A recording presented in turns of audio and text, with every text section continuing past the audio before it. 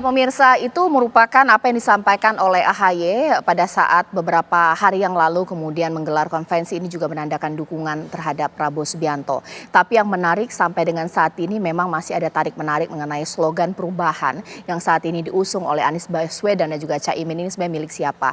Tapi selain itu kalau kita tarik lagi ke peristiwa besarnya adalah gagasan yang mau dijual kepada rakyat Indonesia. Dari Capres dan Cawapres ini sebenarnya apa? Kalau dari Caimin dengan slogan perubahan. Sementara dari Prabowo hal lainnya bahkan juga dari Ganjar Pranowo pastinya berkelanjutan. Pak Prabowo juga mungkin akan melakukan hal yang sama. Tapi ketika acara di UGM tanggal 19 lalu ada yang mengatakan nggak kelihatan tuh semuanya sama-sama saja mau melanjutkan kebijakan dari Presiden Joko Widodo. Itulah yang akan kita bahas di Apa Kabar Indonesia malam hari ini pemirsa. Di studio TV One sudah hadir pengamat politik kita, pengamat komunikasi politik kita Bang Kodari. Selamat malam. Assalamualaikum. Selamat malam, waalaikumsalam. Ya, saya juga telah tersambung dengan dua elit politik kita. Sudah ada Bang Guntur Romli dan juga ada Bang Kamhar Lakumani yang merupakan Deputi Bapilu Demokrat. Selamat malam, Assalamualaikum Bapak-Bapak. Salam. Selamat malam. Selamat malam, Assalamualaikum. Ya, sekarang saya ingin ke Bang Kamhar Lakumani dulu. Kita tahu bahwa sudah tidak bersama dengan Anies Baswedan di Pilpres 2024, sudah memantapkan dukungan kepada Prabowo Subianto. Tapi mungkin ada yang nanya, kok pakai slogan perubahan? Bukankah slogan perubahan itu milik Pak Anies? Bagaimana Bang Kamhar? Terima kasih Mbak Caca. Jadi penting untuk kami terangkan dan luruskan kepada publik bahwa wacana atau aspirasi perubahan dan perbaikan ini sepenuhnya menjadi gagasan orisinil dari Partai Demokrat. Wacana ini sudah dipresentasikan Partai Demokrat jauh sebelum lahir koalisi perubahan, bahkan proses untuk komunikasi politik yang mengarah pada terbentuknya koalisi perubahan termasuk pada masa itu untuk penentuan Mas Anies sebagai baca pres jauh sebelum itu. Jadi ini murni sebagai hasil refleksi dan hasil kristalisasi terhadap aspirasi yang dijaring oleh Partai Demokrat melalui kegiatan Gerilya Nusantara, melalui kunjungan-kunjungan yang dilakukan oleh Mas Ketum AHY mengelilingi seluruh daerah di Indonesia, termasuk juga aspirasi yang didengarkan langsung disampaikan melalui struktur Partai Demokrat di daerah-daerah yang disampaikan kepada DPP dan Mas Ketum AHY. Inilah yang kemudian aspirasi itu setelah diformulasikan mengkristal menjadi platform perjuangan perubahan dan perbaikan. Jadi itu yang menjadi asal muasal dari wacana atau gagasan perubahan dan perbaikan ini. Jauh sebelum ada koalisi perubahan, Mas Anies masih mengemban tugas sebagai Gubernur DKI, belum ada tanda-tanda akan menjadi figur yang akan diproyeksikan sebagai baca pres oleh partai-partai yang tergabung di dalamnya kemudian oleh koalisi perubahan, termasuk juga di Partai Demokrat. Malah aspirasi yang kuat berkembang pada masa itu adalah Mas Ketum AHY sebagai capres. Jadi aspirasi perubahan, perbaikan, dan wacana Mas Ketum AHY sebagai capres pada masa itu adalah aspirasi yang berkembang dari akar rumput yang bisa kita kita akomodir atau yang disampaikan melalui Partai Demokrat. Oke, sekarang saya ke Bang Kodari. Bang Kodari, tampaknya masih ada rebut-rebutan slogan perubahan ya dari Demokrat dengan saat ini sudah ditambah oleh PKB ya untuk Pak Anies dan juga Caimin. Betul. Seberapa menjual sih slogan perubahan ini? Sebetulnya tidak terlalu menjual ya pada masa ini ya kalau kita bicara konteks pemilu ya, baik pemilu legislatif maupun terutama pemilu presiden. Pasalnya adalah tingkat kepuasan masyarakat Indonesia pada hari ini kepada petahana, kepada Pak Jokowi itu sangat tinggi, yaitu 80%. Lain ceritanya kalau misalnya yang puas itu cuma 50%. Artinya yang tidak puas itu 50%. Nah yang 50% tidak puas ini adalah pasar yang sangat besar bagi partai maupun capres yang mengusung tema perubahan. Tetapi ketika yang puas 80%, berarti yang tidak puas alias pasar itu cuma 20% saja begitu. Nah itulah yang kemudian coba dikejar oleh Mas Anies sebagai calon presiden maupun oleh Partai Demokrat maupun PKS sebagai partai yang berada di luar pemerintahan. Nah memang khusus untuk Partai Demokrat barangkali tema slogan perubahan itu memang relatif tidak terhindarkan sebetulnya. Maka tadi Bang Kamhar misalnya mengatakan bahwa ini sudah lama disampaikan oleh Partai Demokrat, bahkan sebelum hiruk pikuk mengenai calon presiden begitu. Itu wajar karena presiden sebelumnya adalah Pak SBY begitu, di mana PDI Perjuangan itu menjadi oposisi. Dulu yang teriak perubahan adalah PDIP gitu. Ketika kemudian presidennya menjadi Jokowi, garis miring PDI Perjuangan, maka yang mengambil peran dan mengangkat slogan atau battle cry gitu ya, teriakan peperangan gitu ya, perubahan adalah Partai Demokrat. Cuman pada hari ini kan Partai Demokrat berhadapan dengan realitas yang pahit, di mana slogan perubahan itu tadinya mau dipadankan dengan calon presidennya.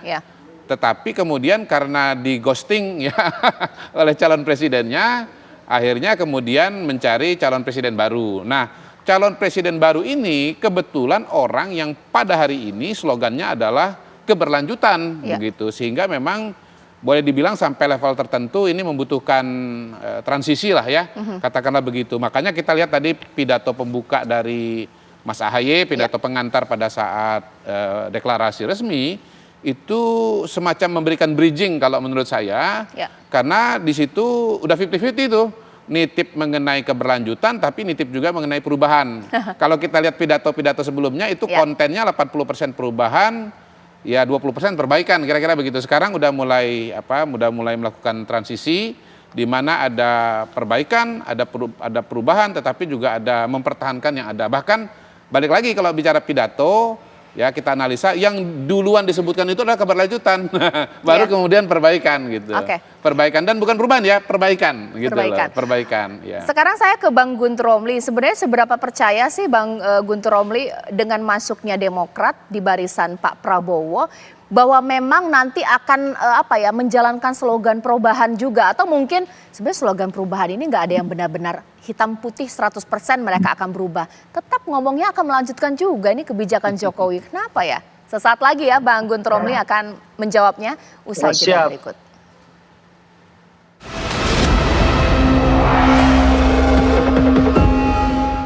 Ya, sekarang saya akan tanya kepada Bang Guntur Romli, ini mewakili PDIP. Bang, kalau menurut Abang sendiri sekiranya dari koalisi atau dari poros perubahan Anies Caimin atau juga ide perubahan yang masih dibawa-bawa dari Demokrat kepada Pak Prabowo, ini benar-benar berani dijalankan atau jangan-jangan kayaknya nggak ada yang berani deh. Semuanya ngomong akan jualan juga, melanjutkan kebijakan pemerintahan yang bagus dari Jokowi. Seperti apa Bang Guntur Romli?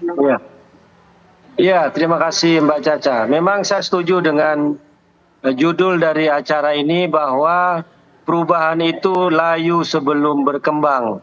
Karena faktanya tadi Mas Kodari sudah mengungkapkan bahwa approval ratingnya Pak Jokowi itu masih sangat tinggi.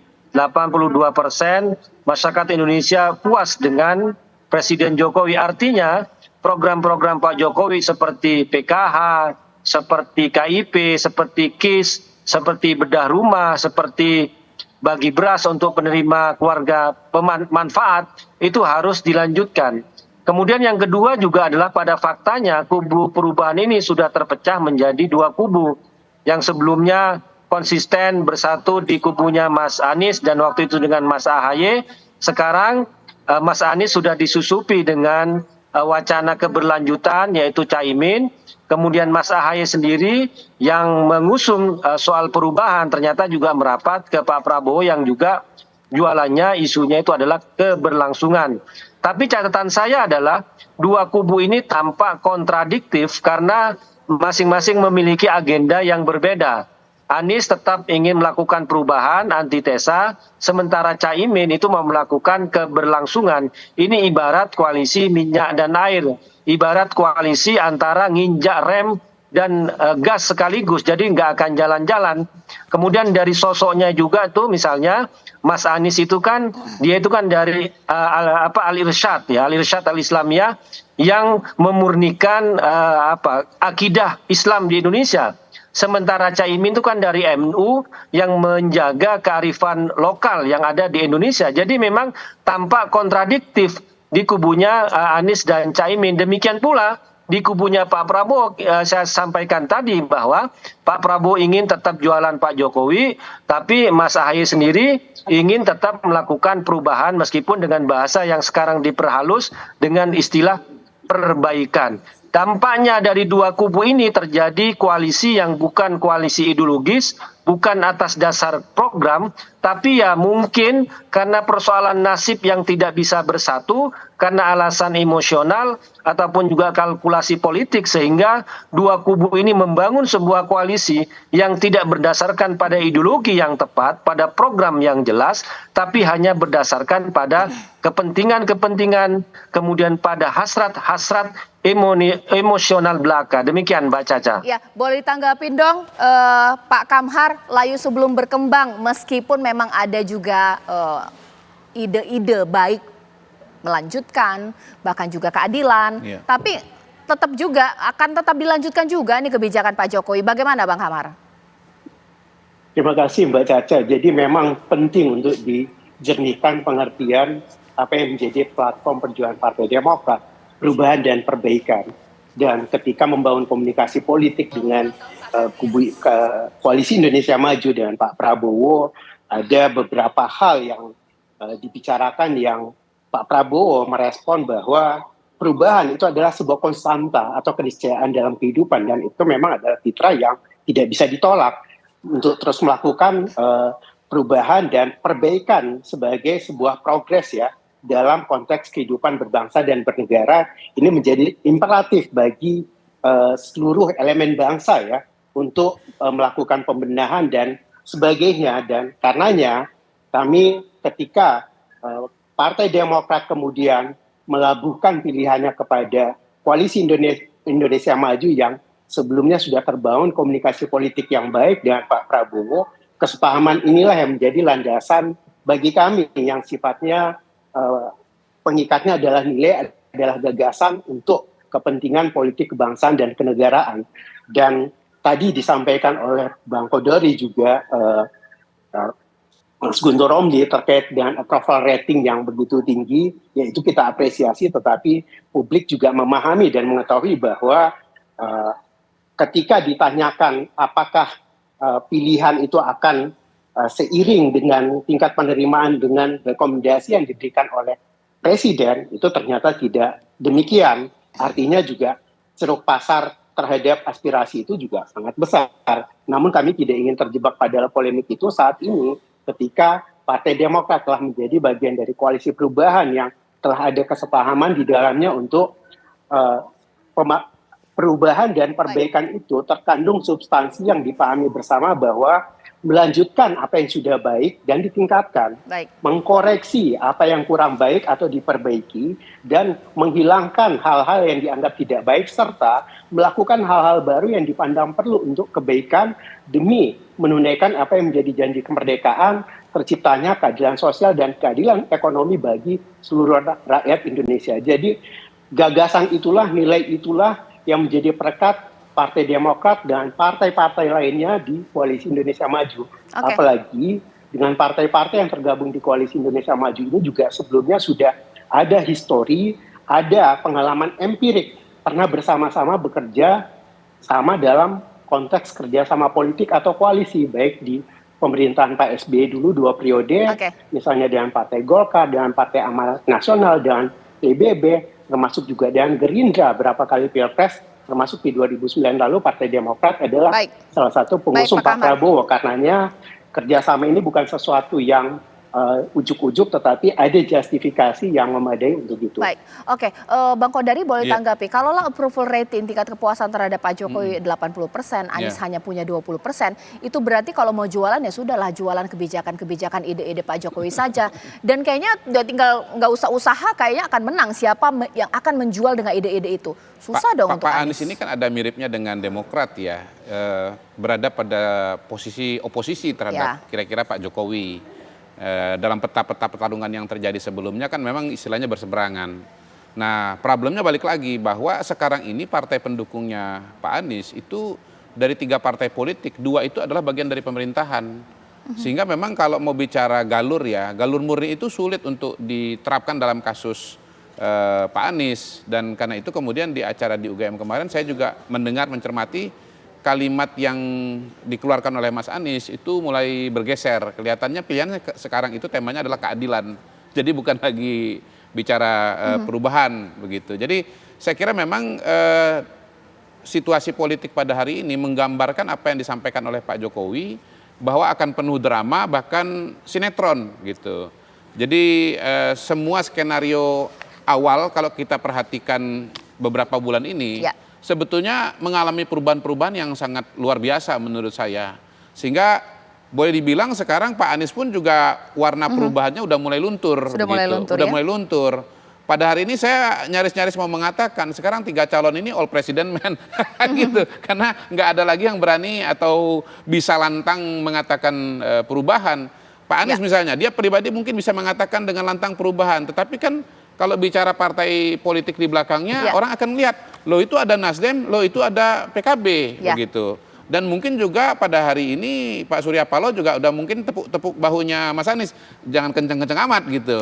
Jangan dibilang Pak Surya nggak bisa nepuk-nepuk bahu ya. Buktinya calon wakil presiden bisa ganti tuh. Dari AHY menjadi Muhaimin Iskandar gitu. Ya, kita tunggulah nanti apakah memang tidak ada jualan yang berbeda dari 3 capres sih kalau memang 3 ya. Atau juga 2 capres kalau 2 poros ya.